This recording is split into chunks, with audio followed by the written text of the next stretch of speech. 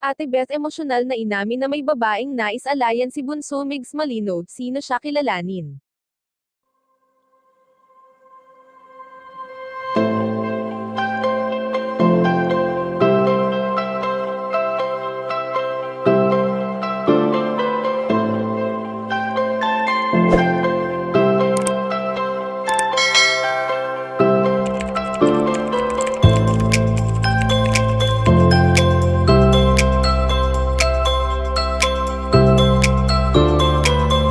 Palagi nga nating nakikita ang madalas na pagbabonding ng pamilya Malino na ibinabahagi nila sa kanilang mga social media accounts.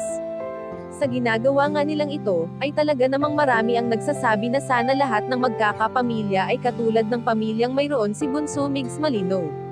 Alam naman natin kung gaano kagusto ng pamilya ng binata na bumalik ang dati nitong sigla na nawala noong panahon na iniwan sila ng yumaong si Cutie Mahal. Hindi nga madali para kay Bunso Migs Malino ang umahan sa buhay, gayong may mga oras o araw pa rin na talaga namang naaalala niya ang mga araw na kanilang pinagsaluhan noon ng kanyang pinakamamahal.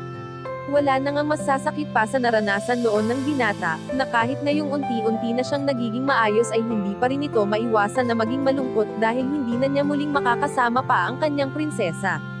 Sa ngayon nga ay makikita natin si Ate Beth na palaging nakasuporta kay Bunso Migs Malino, kaya naman ayon sa aming impormasyon na nakalap na may babaeng nais-alayan ang kanyang kapatid, at sa mga achievements nga na natatanggap ngayon ng binata, ay lakas loob na inamin ni Ate Beth na para kay Cutie Mahal ang lahat ng ito. Na kahit hindi niya na mahahawakan, ay alam naman natin na nakikita niya pa rin ito sa kung nasaan man siya sa ngayon. Kayo mga ka-chika, anong masasabi nyo dito? Please leave the comment and don't forget to subscribe.